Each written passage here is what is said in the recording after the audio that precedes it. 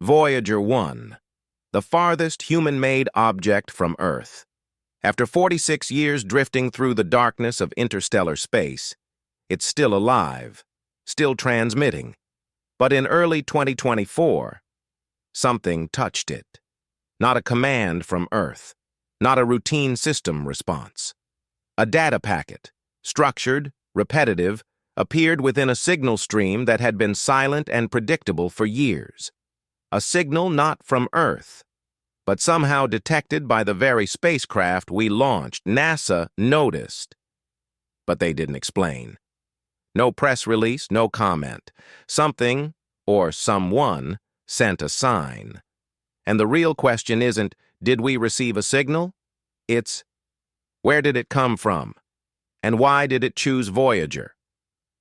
Before we go any deeper, if you've ever looked up at the night sky and wondered, are we truly alone?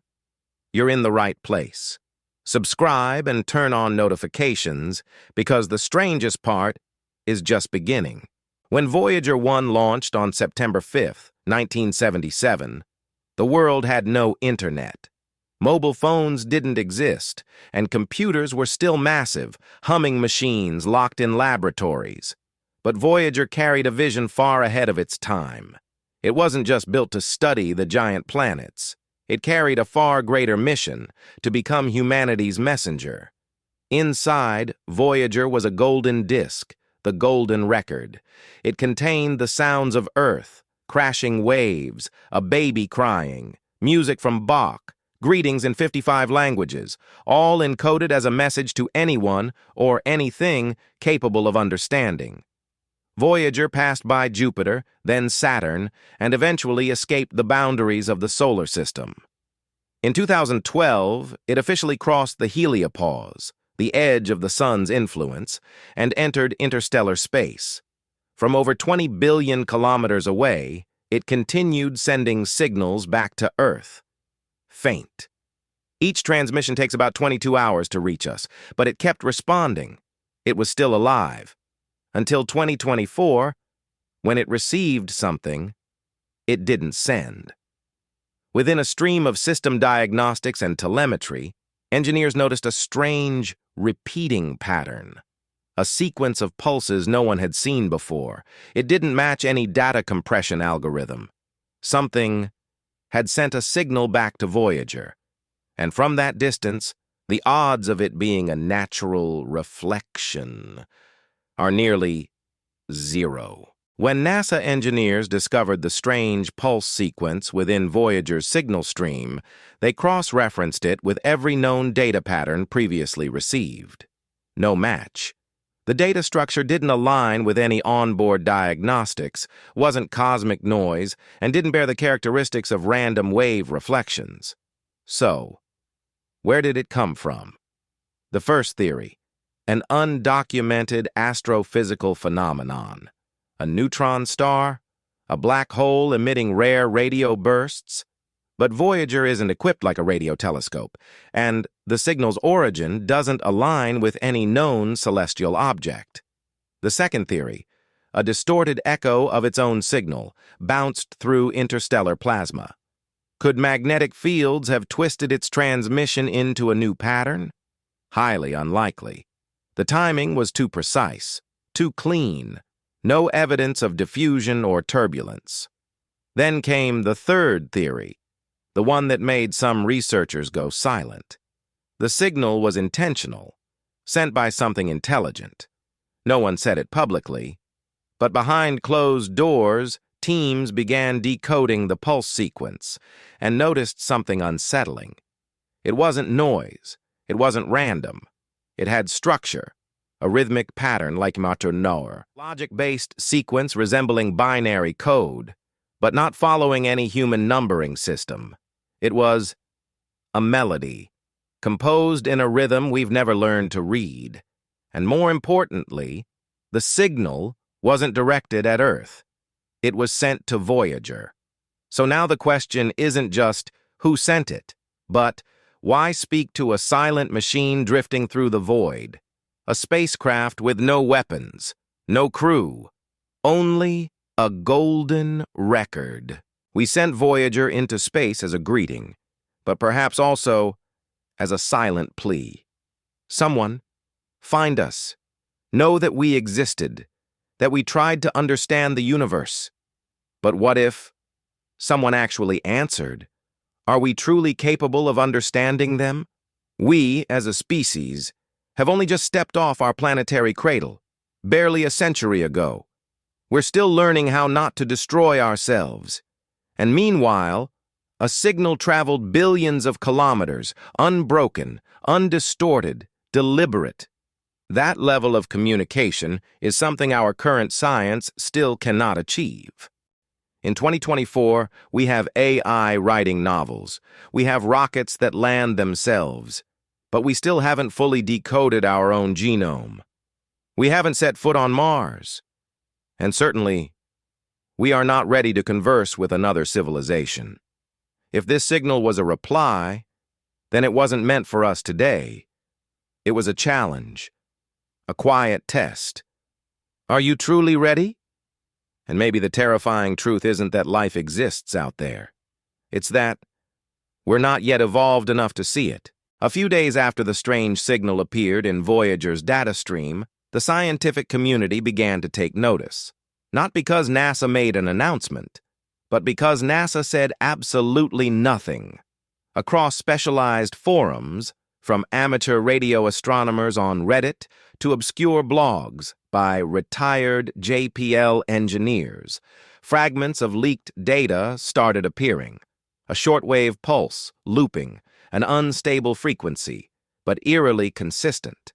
A retired engineer who once worked on the Voyager project stated, "We've seen noise before, but this isn't noise.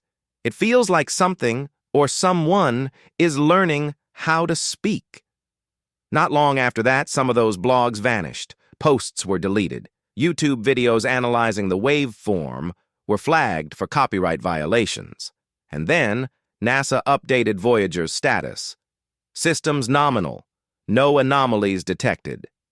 Yet no one explained why the telemetry team shifted the data frequency range in the days following the incident. Or why the raw signal logs from Voyager were temporarily moved to a private server. Independent analysts from Germany and Japan managed to download the raw data before it was hidden. What they found was startling. A segment of the signal matched the opening tones of the golden record, the phonograph Voyager carries into deep space. But another segment, pulsing backward, appeared to be a mirror echo, as if someone were trying to send a reply. Not just any reply, but a response composed in the same rhythm as the original.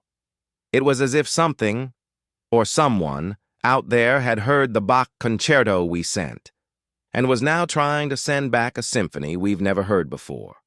Not in our key, not in our language, but with the same heartbeat. If this signal was truly a response, then the real question becomes, who is responding to us? And more importantly, how long have they been listening? Because this isn't the first time we've encountered strange signals. In 1977, Ohio State's Big Ear Radio Telescope picked up a powerful narrow-band radio signal, one that lasted for 72 seconds, coming from the direction of the Sagittarius constellation. It never repeated. And to this day, it's known as the WOW signal. In 2004, Australia's Parkes Observatory detected a series of radio pulses structured almost like binary code. They continued for 43 minutes, then disappeared.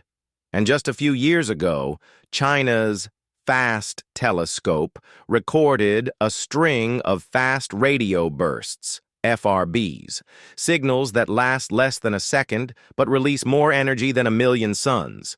Some repeat in cycles. Some exhibit patterns that resemble engineered data.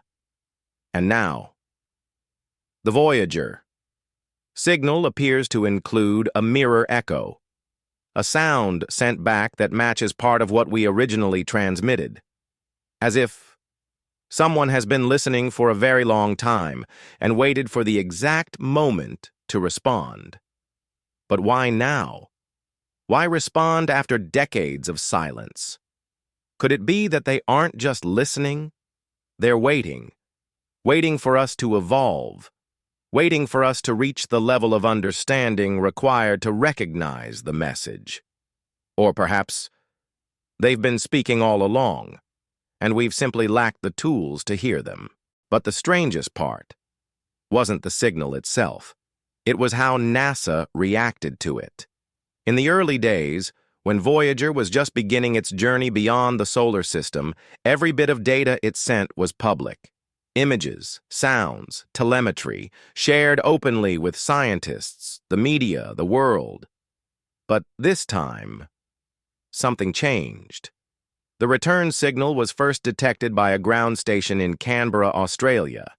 Engineers initially thought it was interference, but after careful analysis, they found that the frequency, pulse pattern, and delay perfectly matched a segment of Voyager's own transmission from years earlier. It wasn't an echo. It was a deliberate response. And yet, NASA said nothing. The public data stream was cut off. Scientists involved were reportedly told not to speak to the press, and the relevant data segment quietly vanished from public archives. So the question is, why? What did NASA find in that signal that made them decide we shouldn't know? Was there something hidden in the waveform? A voice? A code? Something not of this earth? Or worse, was it a directive? A message so precise, so unambiguous that someone, somewhere, realized we were no longer in control of the conversation? Because if this truly was a response, then that means we are no longer the only ones speaking. Someone or something has heard us, and it chose to answer. But only to the ones who were already listening. Maybe we're not ready to understand. Maybe that's why the signal was received, but never revealed. Maybe the real meaning wasn't in the data, but in how we responded to it. When faced with the unexplained, humans often choose silence, or label it a technical glitch, a coincidence, or just an illusion. But what if it wasn't an illusion? What if the signal was real, and we missed our first chance to recognize it? Perhaps the question isn't who sent the signal, but rather, are we mature enough to answer? We launched the Golden Record, a portrait of Earth, humanity, love, and life. But if someone out there truly heard us, they wouldn't just analyze our music or our greetings. They'd observe how we treat our planet, how we treat each other, and how we choose to hide truth, even from ourselves. If an intelligence is watching us, they won't be impressed by our telescopes, but by our humanity. And maybe they're waiting. Not for a smarter species, but for one brave enough to face the truth. So the final question isn't, is there anyone out there? It's, if they are listening, what do we have to say?